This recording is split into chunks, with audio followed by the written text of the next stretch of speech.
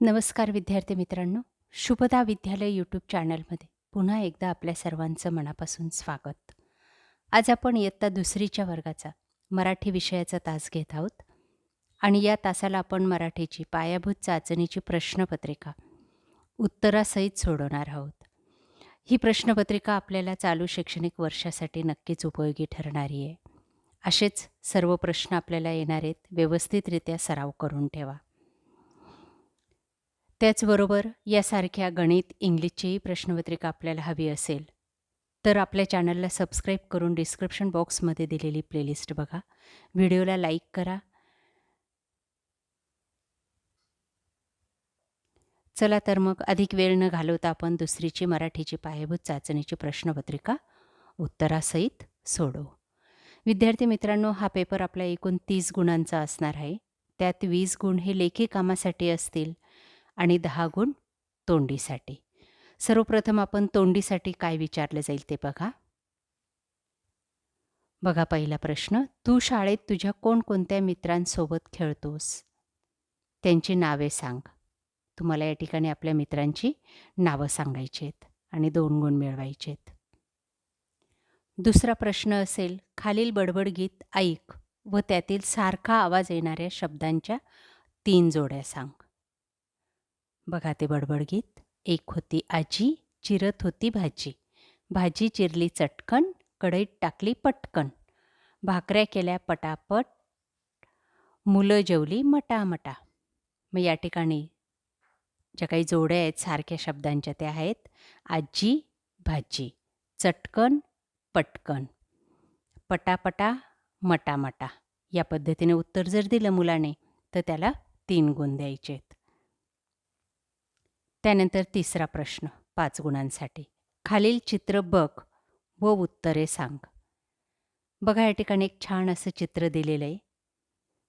त्याचं निरीक्षण करायचं आहे आणि त्यानंतर विचारलेल्या प्रश्नांची उत्तरं चित्र पाहून द्यायची आहेत.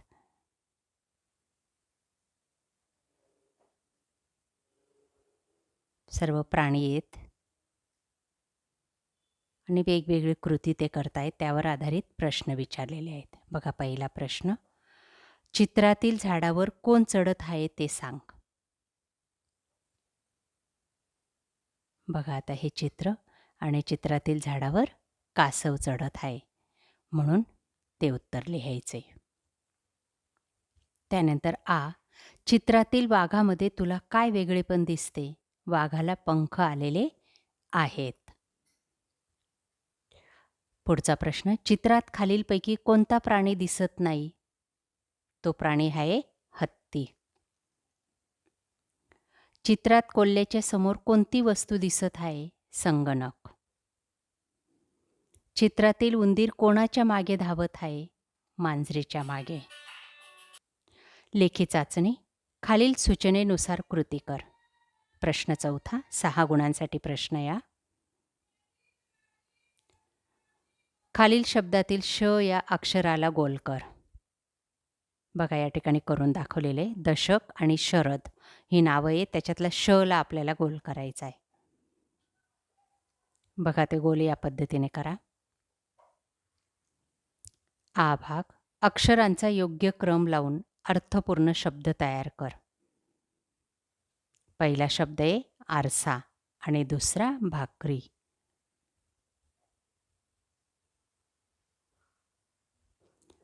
त्यानंतर पुढचा प्रश्न. शेवटी र हे अक्षर असणारे कोणतेही 2 अर्थपूर्ण शब्द लिही.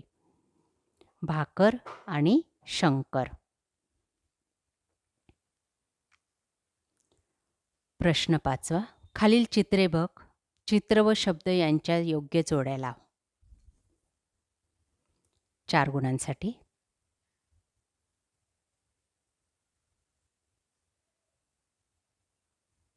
बघा पहिले चित्र आहे समई.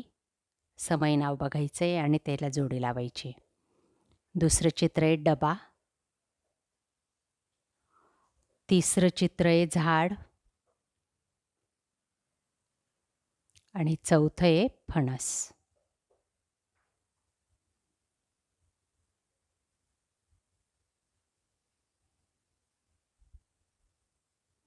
प्रश्न 6वा. खालील दिलेल्या अक्षरांना कंसातील योग्य स्वर चिन्ह जोड व शब्द लिही. पसा हे शब्द आहे, त्याला 2 मात्रे दिले की पैसा. त्यानंतर जवण, त्याला मात्रा दिला तर जेवण हा शब्द तयार होतो. 7वा प्रश्न. खालील चित्राचे निरीक्षण कर व चित्रात दिसणाऱ्या कोणत्याही 4 गोष्टींची नावे लिही. बघा आता बाजाराचं चित्र आहे आणि चित्रात दिसणाऱ्या 4 गोष्टी त्या आहेत मुलगा आहे, सायकल आहे, त्याच्यानंतर केळी आणि बस.